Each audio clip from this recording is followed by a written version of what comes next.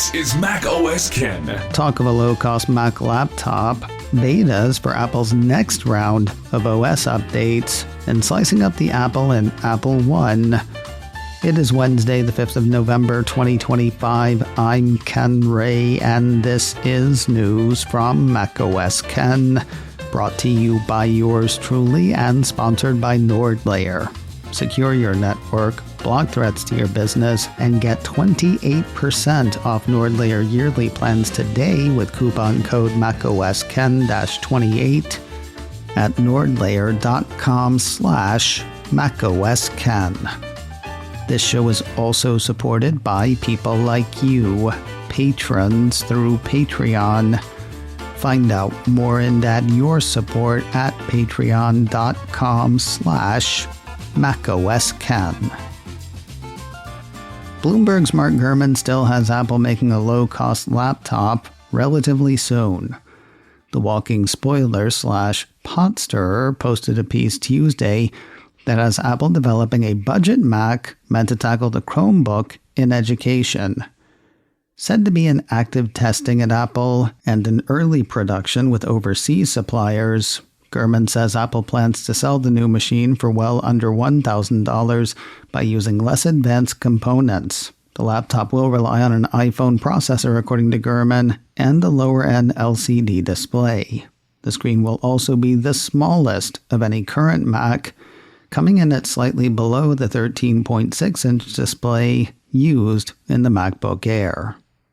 The device will hit in the first half of 2026, according to Gurman. Surprising no one, Apple declined to comment for the Bloomberg piece.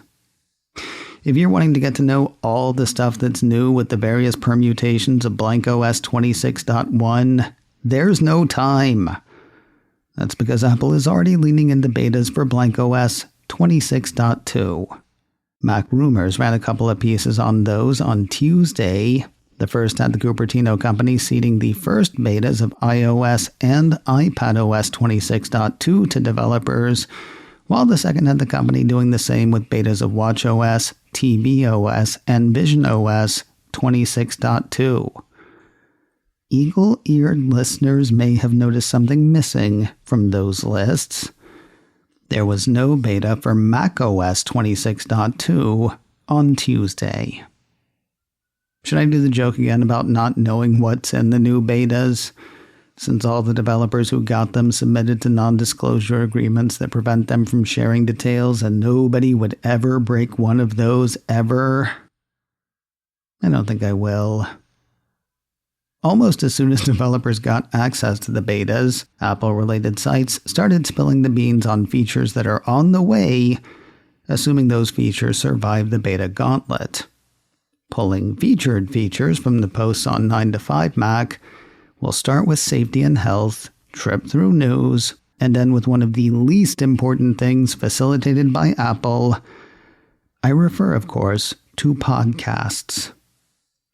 Apple's apparently working on enhanced safety features in iOS 26.2.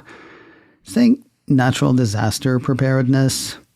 9 to 5 Mac says users in supported regions will be able to toggle switches for earthquake alerts and imminent threat alerts, in addition to a privacy option that shares your approximate location with Apple to improve the timeliness and reliability of enhanced safety alerts. Weird that it took a company in earthquake country so long to tweak this setting. Still pretty cool that they did. I will say you're probably not going to be ready for the first one you get. Sometime in the past year, my special lady friend and I were standing in the kitchen. My iPhone started vibrating, and right there on the screen was a warning that an earthquake was imminent and that I should get under a table. And I kind of stared at it and showed it to her. And then we looked at her iPhone trying to figure out why she wasn't getting a warning.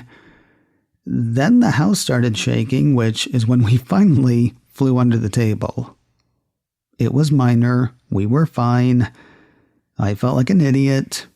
And fingers crossed, we'll be quicker to react next time our phones say, "Hey, stupid, get under the table."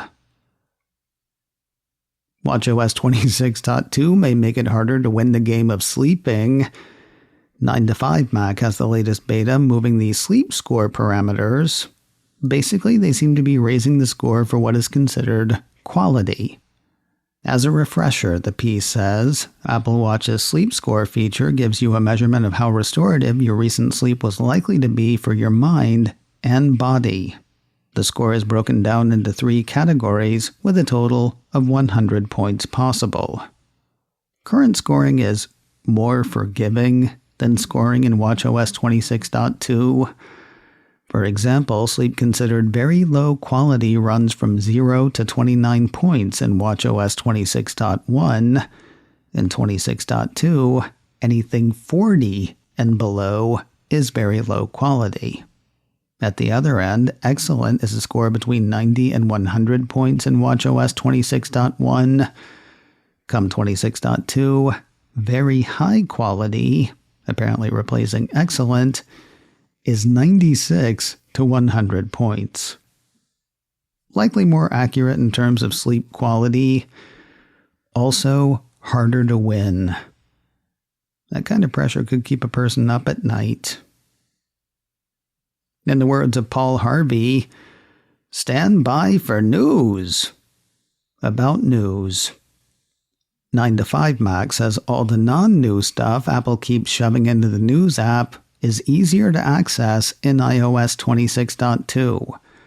According to the piece, the new and improved News design adds 4 new quick links at the top of the Today screen for sports, puzzles, politics, and food. I think one of those might actually be news. The piece says moving all of that to the top frees up space for a following navigation tab at the bottom of the screen. 9 to 5 Mac says that takes everything that used to be hidden behind the search button and breaks it out into its own dedicated tab.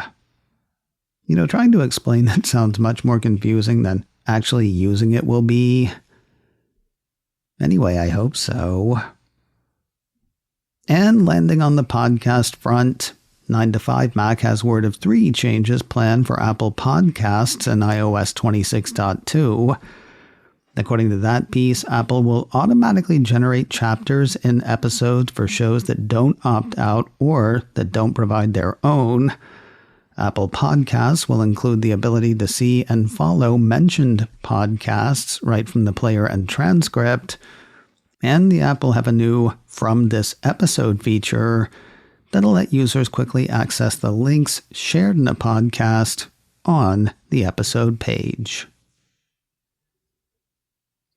More news in a moment, but first a word from today's sponsor, NordLayer, a toggle-ready network security platform built for today's business. $8 per user per month. NordLayer combines VPN, access control, and threat protection in one easy-to-use platform, and it all starts at $8 per user per month. That's tools to keep ransomware, phishing, and malware attacks from reaching your staff. Secure remote access to internal systems for your IT people. A security platform for all of your platforms, including Windows, macOS, iOS, Android, and Linux. All of that with no heavy lifting. No new hardware, no complex setup, just quick deployment and step-by-step onboarding. Adding people and changing permissions is easy. Drop in new users, features, or servers in just a few clicks, all while managing who can access what from where and on which device. It's all backed up by 24/7 support and all starting at $8 per user per month, but you can have it for less. Get their exclusive Black Friday offer. 28% off NordLayer yearly plans with coupon code macOSken-28 at nordlayer.com/macOSken. This offer is only good until the 10th of December, so don't wait. Try it risk-free with their 14-day money-back guarantee. Keep your workers working safely and guard against outside threats with NordLayer. Get 28% off yearly plans with coupon code macOSken-28 at nordlayer.com/ macOS Ken. Coming soon to AirPods Pro in the EU, a way to understand people from other parts of the EU and other parts of the planet. Engadget says Apple has announced that its AI-driven live translation feature will turn up in the European Union sometime next month. Accessible on AirPods Pro 2, AirPods Pro 3, and AirPods 4 with active noise cancellation, the piece says the feature automatically translates a speaker's voice between English, French, German, Portuguese, Spanish, Italian, Chinese, Japanese, and Korean. While that may happen before blankOS 26.2, there is reason to assume users will need that OS update to make it happen. Engadget says Apple Intelligence-capable iPhones running the iOS 26.2 developer beta can already use live translation on supported AirPods in the EU. The rebranding will not stop around Cupertino, it seems.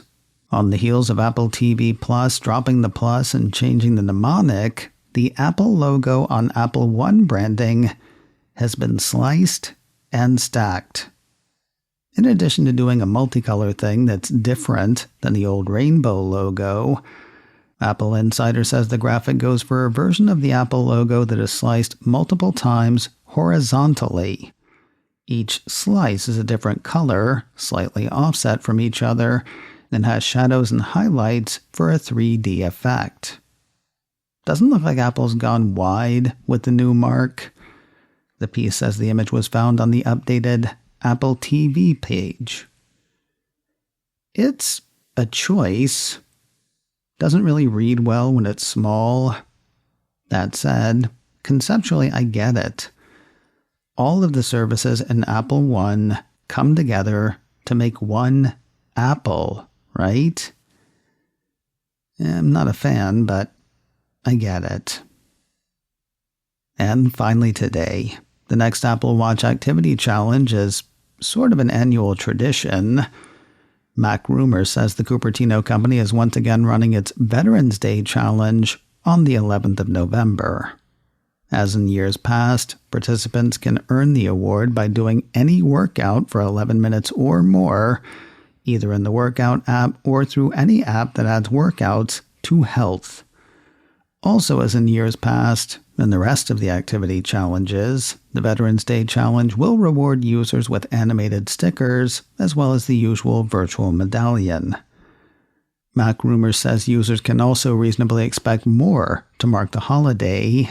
The piece says Apple often provides Veterans Day-themed content in the App Store, the Apple TV app, the Books app, and across other services. macOS Ken, brought to you by me and sponsored by NordLayer. Get 28% off NordLayer yearly plans today with coupon code macOSKen-28 at nordlayer.com/macOSKen. This show is also supported by people like you, patrons through Patreon. Find out more and add your support at patreon.com/macOSKen. Advertising handled by Backbeat Media, online at backbeatmedia.com. You can find me on Mastodon, macOSKen at mastodon.social. You can also send me an email, info@macOSKen.com. Until next time, that is news from macOS Ken. I'm Ken Ray.